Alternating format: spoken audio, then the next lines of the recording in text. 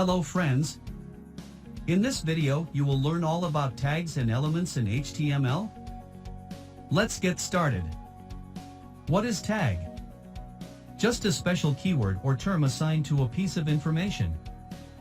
Opening tag marks the beginning of an element and closing tags marks the end. Example, opening tag or starting tag P. Closing tag or ending tag /P.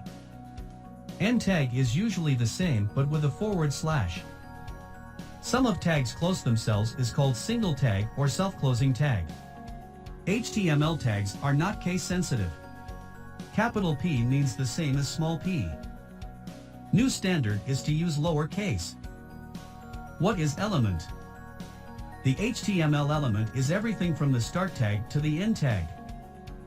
Syntax of an element is angle bracket start, then type element name and then close angle bracket. Then type your content and then angle bracket start, then type / and then type element name and then type close angle bracket. For example, I want to add paragraph in my website. Then you can create paragraph like this. Now learn empty HTML element. HTML elements with no content is called empty element or self-closing tag. For example, BR tag. We can use BR tag when we need a line break. What is attributes? HTML elements have attributes. Provide additional information about elements. Always in start tag.